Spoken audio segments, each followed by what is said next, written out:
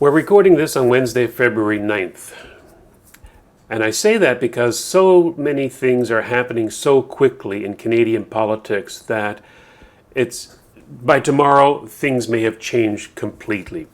But what I'm going to be talking today with Salim Mansur, professor at University of Western Ontario, is the notion that the Conservative Party of Canada, the official opposition, has done a dismal job at protecting the individual rights and freedoms of Canadians. It is in lockstep with the Liberal government and its mandates. And while there may be here and there some beautiful phraseology coming out of individual members, and while it remains to be seen how the new interim leader, Candice Bergen, will perform, this is not about personalities. This is about a history of a party, a name actually, Conservative, looking for an ideology, looking for a philosophy that it has yet to find. And we've seen throughout the history, right from John A. Macdonald and his Liberal Conservative Party, which was the name of the party, to today's Conservative Party, factions, infighting, defections. People forget that the Bloc Québécois came out of the Conservative Party, the Progressive Conservative Party of Canada, and without an opposition, Canadians are left to the machinations, the desires, the whims of a Liberal government, and that is why they're called the ruling party of Canada. And as you quite aptly said, Salima, in one of our other presentations, the Conservative Party is Canada's spare wheel. When the wheel comes off the Liberal governing Liberals, you put the spare wheel on, go for a short trip with the Conservatives, and then put on the Liberal fourth wheel again to continue your journey in the left direction.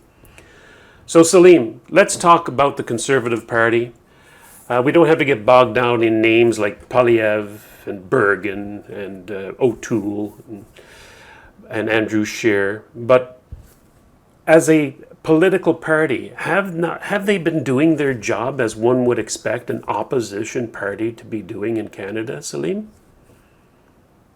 Um, Robert, your remarks opens up a whole can of worms. And so let's talk about it if you have the time.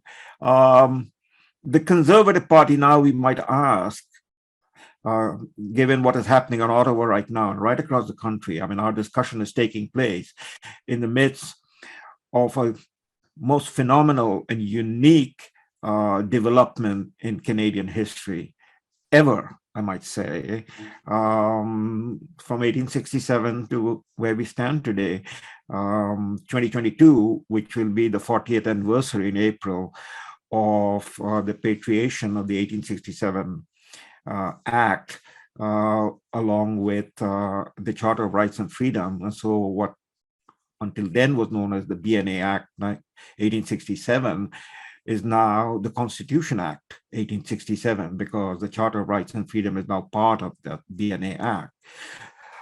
And yet a whole can of worm has been opened as a result of the events that are taking place. But the events that are taking place right now, the Trucker Convoy Freedom 2022, that came together from coast to coast and is now in the 10th to the 11th day in Ottawa.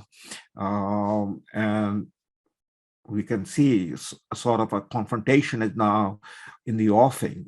It's already begun to the extent that the mayor of Ottawa has declared emergency in the capital. But beyond that, we are going to be talking about the Conservative Party. It comes out now, I mean, this is a matter that has been going on for 2 years, the unrest and the people, the vaccine mandate, the mandates, and so on and so forth, against which the convoy was organized to demand our freedom back based on Charter of Rights and Freedom. And the question that emerges, in my mind, others might challenge us, challenge me, is the deeper question, and in fact, the most troubling question. do Canadian people have freedom? Are they free people in terms of their fundamental rights and freedom based on individual rights that are beyond the reach of government and constitutionally protected? Let me repeat, is the rights and freedom of the Canadian people, as spelled out in the Charter of Rights and Freedom, outside, protected and outside the reach of governments? That's the question I think we need to dwell upon and look at. And the Conservative Party is supposed to be the party that conserve, that is traditional. I mean, in that classic sense, it is not an ideological party, as I have maintained. A Conservative Party is a party dedicated to maintain, protect, defend the tradition of the country. So in that sense, what is the Conservative Party been defending?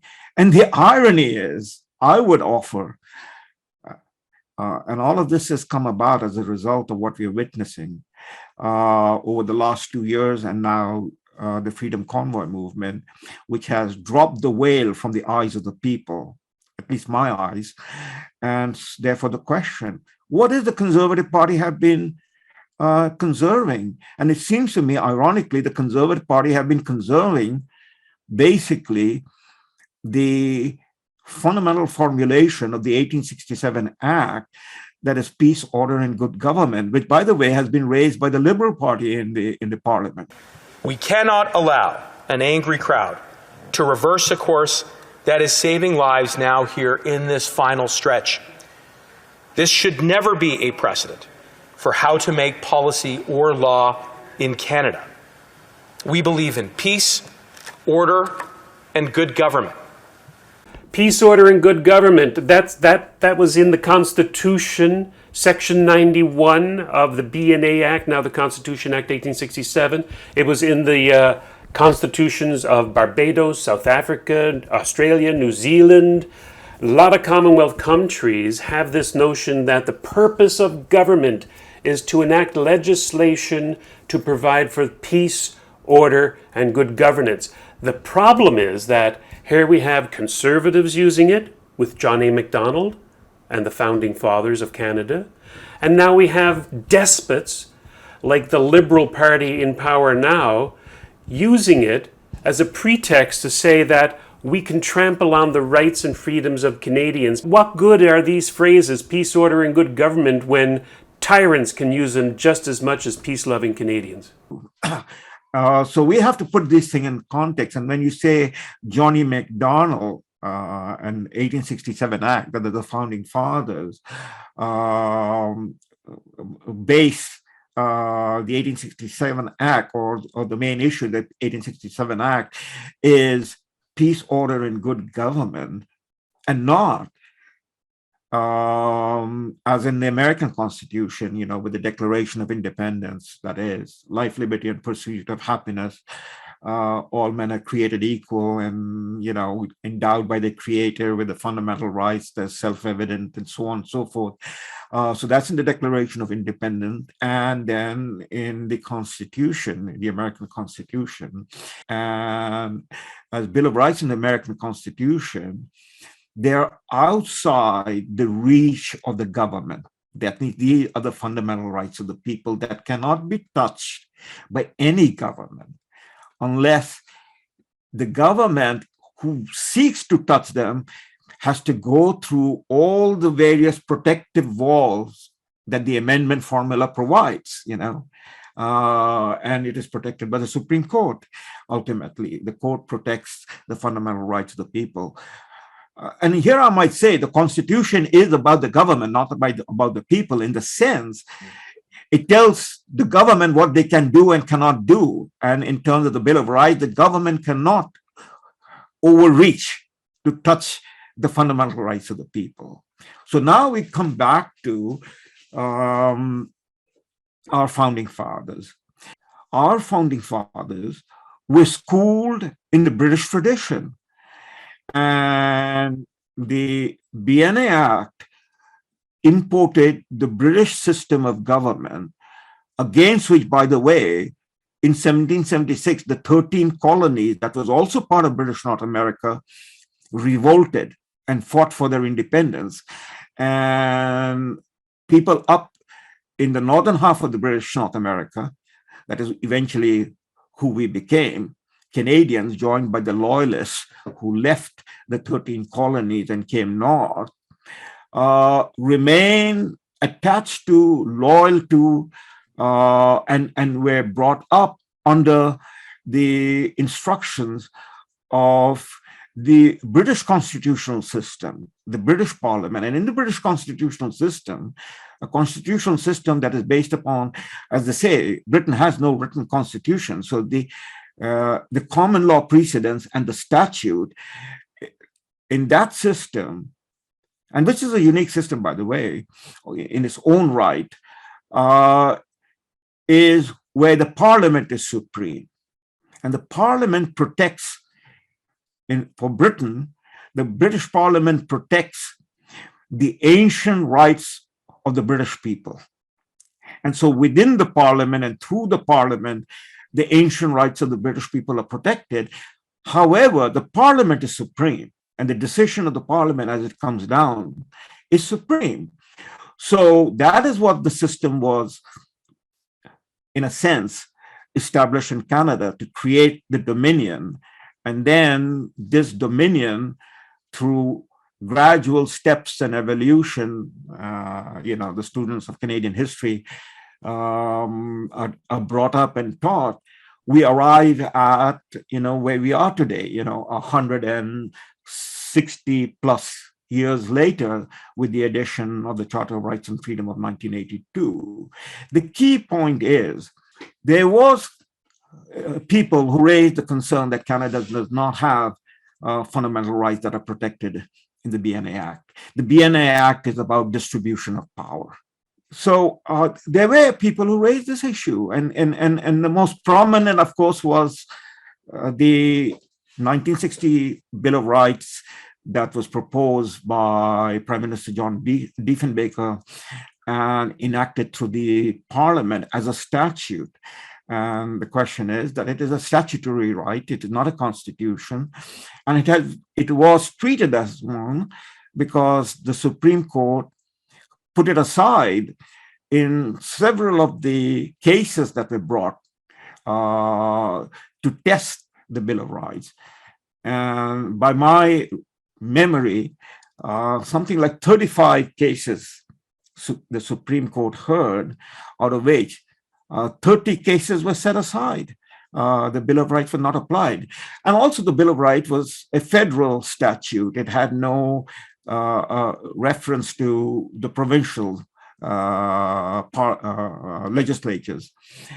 So the issue then arises, where do we have our freedom? Because in the 1867 Bill of Rights, there is no reference to freedom. If you look at it, you go through it clause by clause, it is about the functioning of the Parliament and the distribution of the of powers between the central government and the provinces. There is no reference. So where is the freedom? Well, the Charter of Rights and Freedom enumerates fundamental freedom from Section 2 through to Section 15. However, it is bracketed between Section 1, which is the limitation clause, and Section 33, which is the notwithstanding clause. So back again, we are in that position that even with the Charter of Rights and Freedom, any government from Ottawa to the provinces, and now we have the municipality of Ottawa asking for and implementing the emergencies. So this is the bizarre situation we have arrived at, and nobody's challenging it, by the way. Where is the Conservative Party? And so the irony is precisely the Conservative Party can be said is defending the original position of the Canadian founding documents. If there is anything, they are defending that. We don't have our fundamental freedoms protected and outside the reach of government. It is the Americans who broke away and established a completely unique constitution in their republican system. By the way, there is no mention of democracy in the American Constitution or founding document.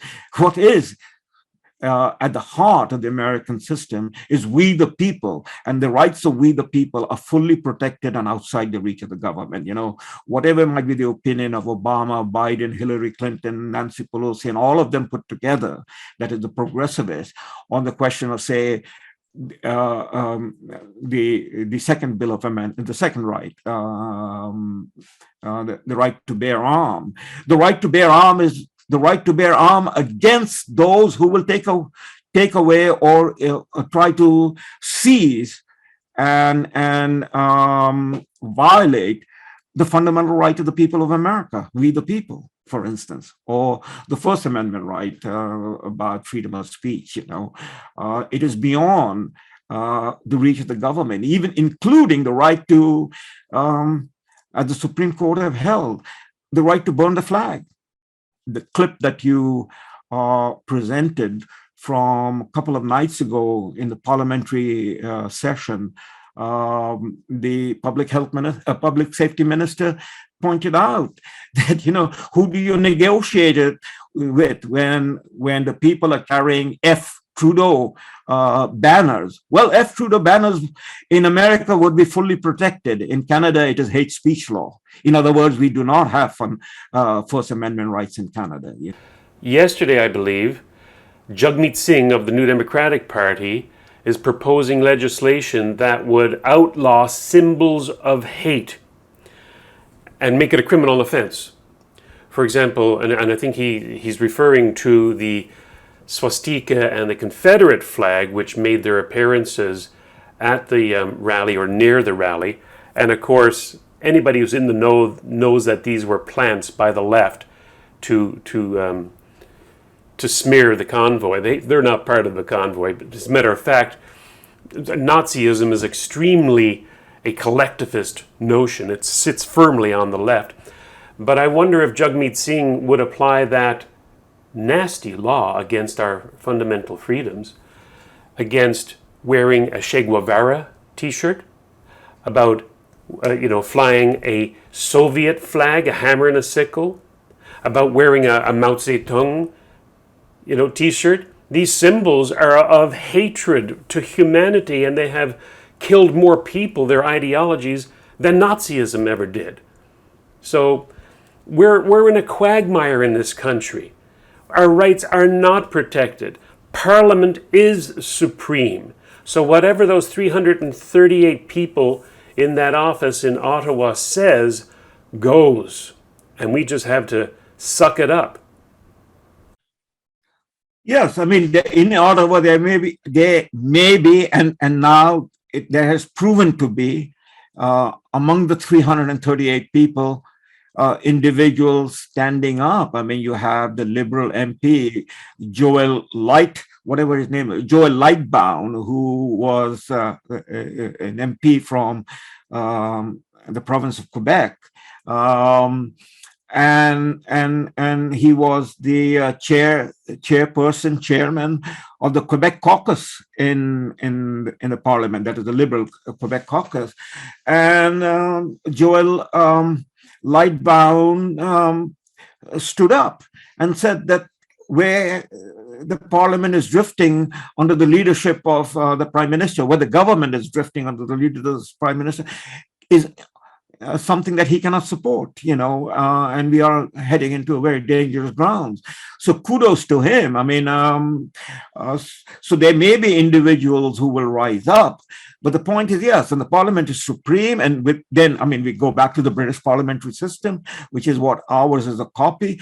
The parliament is supreme, and then within the parliament, it is the cabinet that is superior, that is the members of the cabinet that is superior to the other members. I mean, it was, after all, the father of the current Prime Minister Pierre Elliott Trudeau.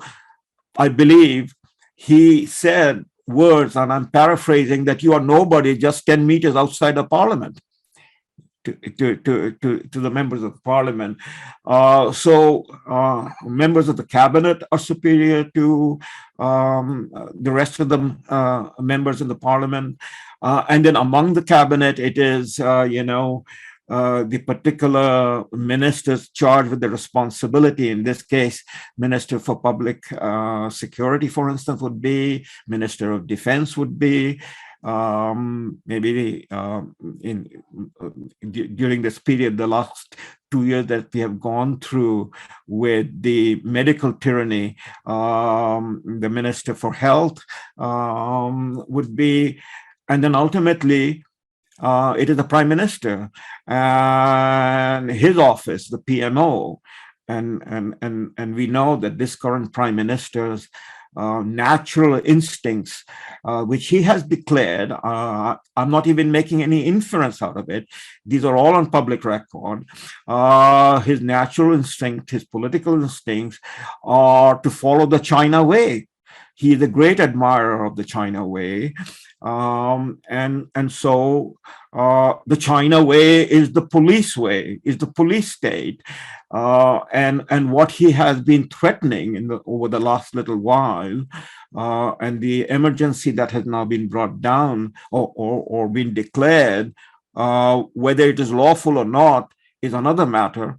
But that is the deployment of the Ottawa police, and the mayor of Ottawa, along with the chief of Ottawa police, has been asking for reinforcement of their police force by detachments from other parts of Ontario. So I'm speaking from London, Ontario, and a detachment of, I believe, police from London, Ontario has gone to Ottawa, as has from other municipalities in Ontario, to provide for the support that the police chief and the mayor is calling for. And the indication are that we might, that is what they're preparing for, that's what they're threatening. They went out a couple of nights ago, seizing the fuel supply that the truckers had brought with them to Ottawa. That is taking away the property of Canadian citizens, without the Canadian citizens being protected, what is their property and property rights. So we are headed into a situation where the Gestapo tactics, Gestapo measures will very well be applied if they want to apply it. They've already given us a taste of it, and we might very well have the China Way Tiananmen Square incident in Ottawa. These are people like you and me. If I was there, I would be in the same situation, facing, there was this video that went viral yesterday of a 80-year-old man, or close to 80-year-old man, barely 5 feet tall, physically manhandled, thrust upon the ground by police officers, young men who demonstrated what they can do and they will do, irrespective of who the other is. And in this case, it was a 80-year-old man, barely 5 feet tall. And this is what we have come down to. And God forbid, we might see even more ugly situation looking ahead. But coming back to the issue that we began with, do we Canadians have rights and freedom based upon individual rights that are constitutionally protected and outside the reach of the government? My reading of the situation, my look into this matter, is that we don't. We don't, no more than Australia, and Australia has gone far ahead. Australia and New Zealand have gone far ahead in enforcing the decision of the Prime Minister of the two countries upon the rest of the country. They've turned their country. Australia has become an internment camp. We basically have become an internment camp. It takes our premier, the last remaining premier from the round of discussion that preceded the patriation of the Constitution of the BNA Act and the Charter of Rights and Freedom added to it in 1982, that is the Premier of Newfoundland, Brian Peckford, going to the court on the question of mobility rights that have been violated. Well, we will wait and see what the courts have to say. But mobility rights is just one right. I'm wondering, why did the Premier of Newfoundland only take up the issue of mobility right? Perhaps by taking up the issue of mobility right, if the courts come down and say, yes, the government have violated the mobility rights and therefore, roll back the government's overreach, then that would then become the precedent for other rights in Section 2 to Section 3, 4, and 6, and so on. And I would leave that to the legal experts to think about it. But looking at it from my perspective, in terms of political science and history, I would say that we don't have any rights. Now, what about the Conservative Party? Just to get back to the introductory remarks I made, we all know where the Liberals are going. They've told us where they want to go. A great reset, you will own nothing, and you'll be happy, right? We know where they're going. It's up to parliamentarians, the New Democrats, the Greens, and the opposition, Conservatives, to voice our disgust in that direction the government is taking, and they're not doing anything. Recently, with Candice Bergen as interim leader, maybe a few statements here and there, though to tell you the truth, and I'm sure you're aware of this, there was recently a motion that condemned any sorts of hatred, misogyny, Islamophobia, whatever, throw all those phobias into it, about the Freedom Convoy. And it was unanimously approved, meaning that every conservative there tacitly implied that this Freedom Convoy has those kinds of disgusting elements in it. When a freedom-loving person, a person who wants to protect our freedoms, would have said, this motion is a motion of, when did you stop beating your wife? That kind of emotion, because it implies that you started beating your wife in the first place when you didn't. And so what they should have done, if they believed that we have freedoms, is to abstain from that motion, not say yes to it, which they did, not say no to it, which the Liberals and the NDP would then have said, oh, so you're in favor of Nazi flags and Islamophobia and homophobia and hatred and violence and harassment. They should have identified it for what it was, which was a smear motion, and abstained, but they didn't. Where's the Conservative Party? This goes back just like 3 days ago or so.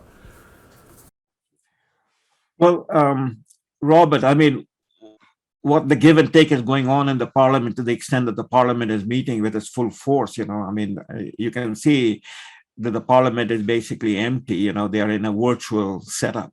But to the extent that those members who are there and engaging in the back and forth, I would come down and say, simply that that engagement is more or less cosmetic, because the clip that you showed about the public security ministers raising the peace, order, and good government, to that, the Conservatives have no response. They had no response when Pierre Elliott Trudeau put into motion War Measures Act, if you recall. It is very interesting that the NDP of Jagmeet Singh had stepped out and basically vilified more than possibly 80% of Canadian, maybe the numbers is higher, in terms of the Caucasian Canadians, the old stock Canadians and their children and their descendants, that is white Canadians, when he stated in the parliament that this convoy movement and those who are supporting this convoy movement is an indication of what was the word he used? Claiming that they are claiming the superiority of the white bloodline, and that basically that this is the activity of a country that is predominantly racist. That's what Jagmeet Singh is saying, in contrast to what his predecessor as the leader of NDP in 1970, I believe it was David Lewis, and it was only the NDP. Would that be Ed Broadbent? Ed Broadbent succeeded David Lewis in 1970. It was David Lewis, I believe. That was when the War Measures Act was brought in. Was it in 1970 or 19? Yeah, it was in 1970. That they voted against it in the parliament. The NDP was the only party that, in that sense, stood against the actions or the vote taken, and the Conservative were on board. Robert Stanfield and the Conservative Party was on board with that act, as they were on board in the previous situations when the government, first it was, a conservative government, or going back to Borden in World War I, when the War Measure Act was declared, or was declared after the end of the war, ahead of the 1919 Winnipeg General Strike. And then again, it was, I believe, declared after World War II or during World War II.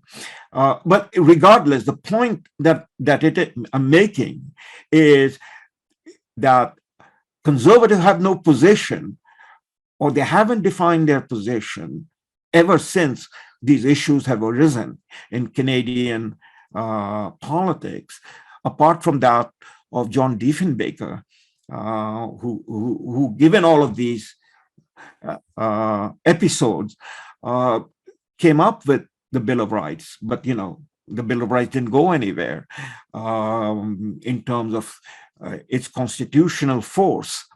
So I don't expect anything from the Conservative Party, that the Conservative Party will be true to its character, that is back again. It is defending and is going to defend, in whatever form they choose to defend, the existing constitution as basically the lawful act of the government under peace, order, and good government clause.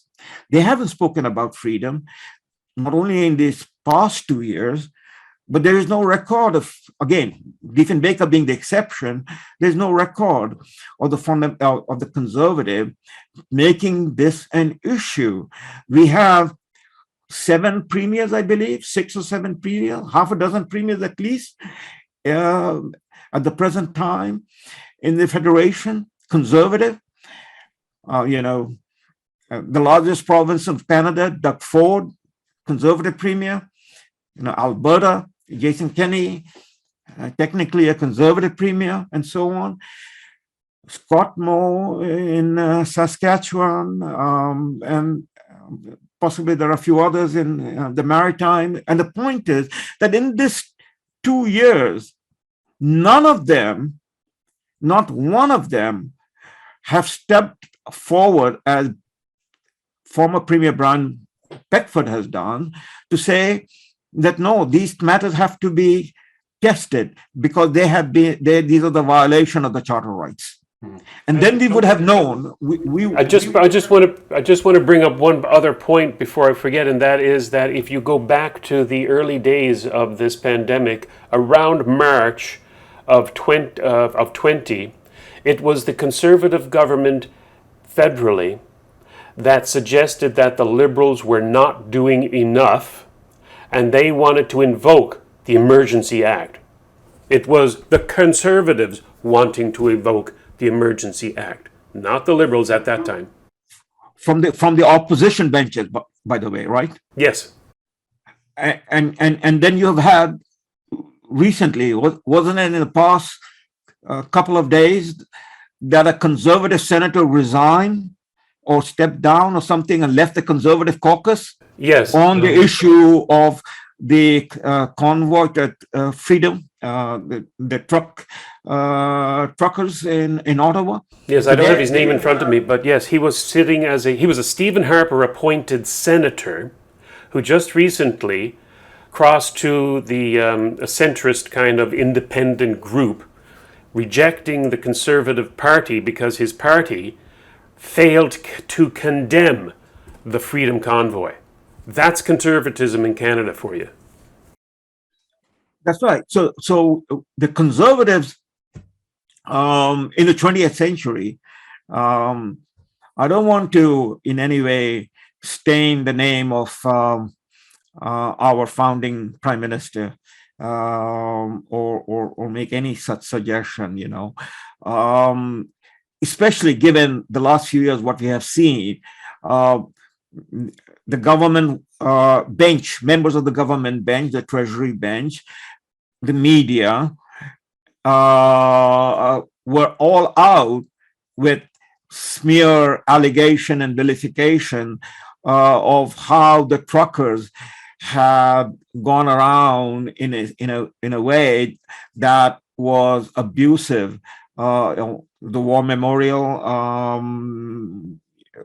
Terry Fox statue, I believe that had been, in a way, been abused, and so on and so forth. Whereas all of them were silent. In fact, they were, by the silence, supportive of our, founding father, our first prime minister, a statue being beheaded, decapitated. I mean, there was, and it was not being done by freedom-loving people. It was being done by those people whom the prime minister has been very ready to support, as he did when he joined the Black Lives Matter movement in Ottawa on the Parliament grounds, and took his knee with the BLM leaders. So the issue, from my perspective, need to be kept clear. I mean, 1867 was a different world. We are one of the oldest democracies. There were people, given the episodes where individual rights and freedom of people, of Canadian people, had been violated by the acts of the Parliament, were concerned and wanted to bring in Bill of Rights, basically, which eventually was brought by Diefenbaker, but was never incorporated into the Constitution because we had no agreement on the amending formula, and that had to wait till the 1980s, and with the Patriation Act. So there were people who were concerned about this and wanted to bring it about, but the vast majority of the Conservative Party in members in Ottawa, I would again make the distinction between the people of Canada who vote for Conservative Party, as I have done, and as I was a member of the Conservative Party that until in 2019, I was sort of expelled from the Conservative Party because of what the leader said, that I am Islamophobic. In a sense, the leader of the Conservative Party, Andrew Scheer, used the term Islamophobic against me as an individual 3 years before what the Prime Minister came out recently, vilifying the truckers as Islamophobic, anti-immigrants, homophobic, and so on and so forth. So the record speaks for itself, and the fact of the matter is that the Conservative Party, that we have taken time slowly to awaken to, because there was no alternative to the Liberal, and many of us supported the Conservative Party or have been members of the Conservative Party. We can see now that the Parliamentary Conservative Party, the party that runs the affairs in Canada in the provinces where they are the government, they are not a party of freedom-loving people. They are not a party that have put the freedom issue in a constitutional sense at the top of the political agenda, that needs to be done, that needs to be, brought about, so that the government cannot, at the whim and caprice of individual prime ministers and premiers or mayors, as it is now happening in Ottawa, can violate the fundamental rights of the people. You know, Canada is a very long-lived country in relative terms when it comes to other nations, that is for sure. But it is not, when you think about it, in the lifetime of people. 1867 till now, 2 lifetimes. That's all, just 2 lifetimes. My grandfather I knew personally was born in 1899, you know. So that's not a long time ago as things go. Now, it could be an evolution. Canada is evolving with every day, every piece of legislation. 1960s Bill of Rights, 1982, the Constitution is repatriated and you get the Charter of Rights and Freedoms. Today we're seeing pushes in different directions. Perhaps we have evolved and we are evolving or devolving, depending on how you want to look at it. So, just to bring up another issue, but just as an example, Maxime Bernier was once, just last week, saying that because of Prince Charles's comments about a global world government of communism, fascism, whatever you want to call it, collectivism for sure, political statements on the behalf of the heir apparent, we should rethink the monarchy and perhaps even elect our own head of state. That's how we are evolving, and that's how the conversation is changing, because we are in a tumultuous nation at this time. What's your thoughts on how we're evolving, Salim, and maybe this is just part of the natural progression of people? Well, Robert, in my view, this past 2 weeks coming on has been, in a sense, a watershed moment in our Canadian history. I'm repeating myself. This is totally unprecedented, and I would hope, as much as I imagine, that there will be a staying power in terms of the people who are not only in Ottawa, the truckers convoy, but the people right across the country who have come together in spirit, in prayer, and so on, in support of the truckers and what the truckers represent, what it signifies. That is the freedom moment. This is our solidarity moment. This is, in a sense, since you mentioned Maxime Bernier, if we had a genuine free media, and not a media that is basically one that represents the globalist and also the left-wing view of the world, as the Canadian media does. And by the way, now looking back retrospectively, I might offer the following thought on this matter. When in 2019, just before the 2019 election, it was sometime in April, May of 2019, Justin Trudeau unilaterally paid out $600 million to buy out the Canadian media. These were all in preparation of what we have now come to see. The preparation was the Great Reset. And I might infer from that, and this is simply an inference, it's not a proposition that those people who are against the freedom movement, and which is signified by the truckers, will immediately latch on to saying that Salim goes into a conspiracy theory. I am making an inference that it is quite likely that the Prime Minister, his very special and exclusive circle of advisors like Gerald Butts, Canada's Rasputin. there it is. I mean, you are absolutely right. The Rasputin to our czar,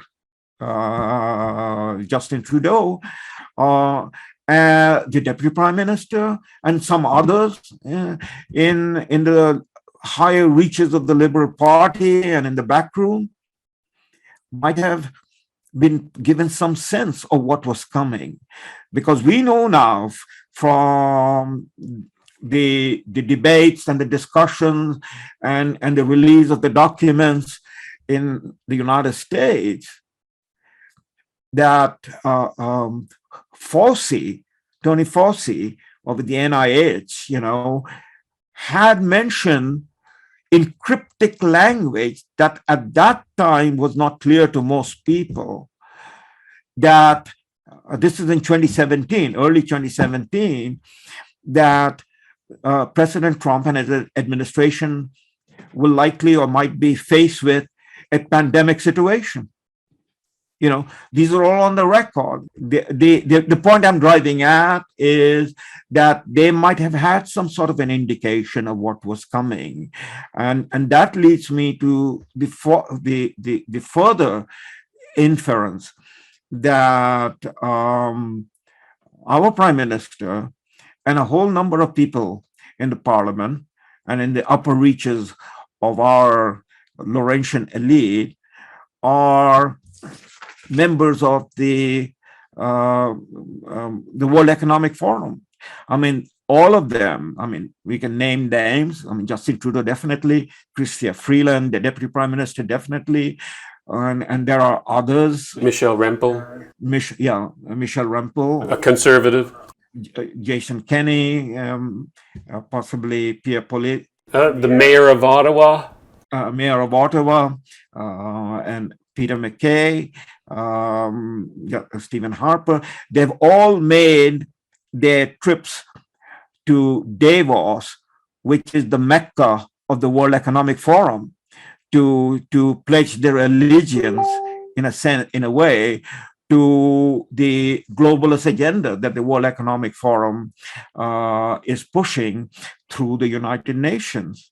So, given that backstory or background, what we can assume is none of these current crop of leaders and most of the members of the current crop sitting in the parliament can in any way be trusted that they will be standing up to defend or talk about the rights and freedom of Canadian, from the agenda that is coming down, which basically is the China way, the globalist way. The globalist agenda is the China way.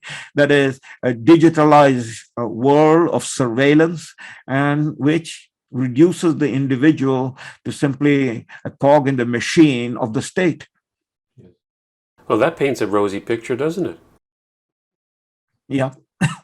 So I guess our only savior is our own cultural pushes that we try to do on this program, or the political arm of that would be the People's Party of Canada and Maxime Bernier, who firmly believes in individual rights and freedoms, and the purpose of a government is to protect those where they lie outside of the Parliament. So until we get to that point, I don't know that we will in my lifetime. I guess we're just going to have to muddle through as best we can, don't you think?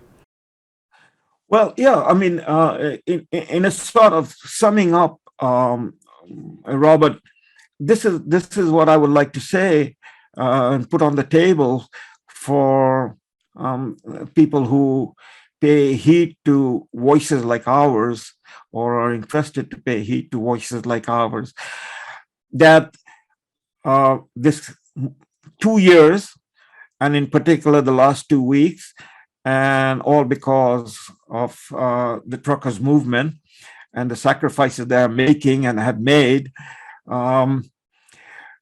the curtain has fallen from the eyes of us, and I hope more and more people, that we are a country, we are demanding freedom.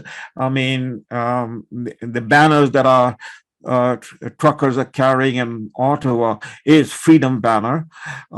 It is not simply to end the lockdown. It is not simply about vaccine mandate and to end the vaccine mandate and the digital passport and so on and so forth.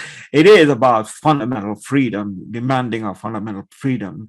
And that demand basically now is one in which to fulfill that demand in any way, shape, and form cannot be done within the existing regime and the existing players.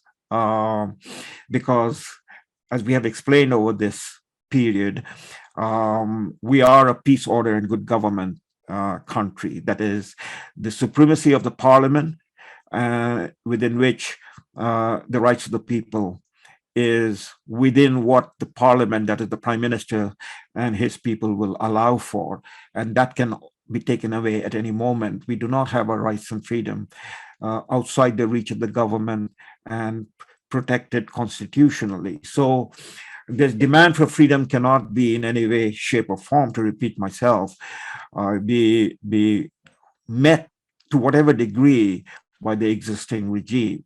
This is what is happening in the conservative side of the aisle. The resignation of Erin O'Toole, and now the interim leader, under whose leadership the party is going to organize the leadership convention, and whoever stepped forth, Pierre Poilievre has already declared his candidacy. Peter MacKay, I suppose, will be declaring his candidacy. We will see what they debate. But this is simply the shoveling of card. It is the shoveling of card that brought about Andrew Scheer, with all of the other rigged game that was played, to succeed Stephen Harper. And then again, the shoveling of card that brought about Erin O'Toole, succeed Andrew Scheer, and whoever next comes around will be a shuffling of cards, the deck of cards, to follow Erin O'Toole. And Erin O'Toole emerged no different than Andrew Scheer, and Andrew Scheer emerged in substance no different than Stephen Harper, going all the way back to Joe Clark and Robert Stanfield and whoever we want to name. So this is a shoveling of deck of cards, and anyone, any Canadian, after these past 10 days, still have illusion that the Conservatives are the party under whoever's leadership will be standing for freedom of the people, remains, with blinkered vision. That's not going to happen. The only leader, the only person that stands outside of the regime and has earned the trust of the people is Maxime Bernier. So now the question is, again, to wrap this up, we, the Canadian people, have to ask ourselves, who do we vote for whenever the next election comes around? And the answer is, to them, to us, if you, Canadian, if you are going to vote for any one of the existing parties and members sitting in Ottawa at this present time, and you vote for them, then you're basically voting for, in support of holding nobody accountable for what has happened over the last 2 years. And you don't give priority and importance to the idea that if a people do not have freedom that is constitutionally protected and beyond the reach of the government, then you're voting to remain in a state of submissiveness to the powers that sit in the parliament. That's what you're voting for. The only vote that can be, in any sense, respectable for you as a Canadian, in terms of your rights and freedom that you hold sacred to yourself, would be to vote for Maxime Bernier and the PPC, or individuals who are not part of the existing regime. That is now perfectly clear. And you're not going to get this analysis through the mainstream media.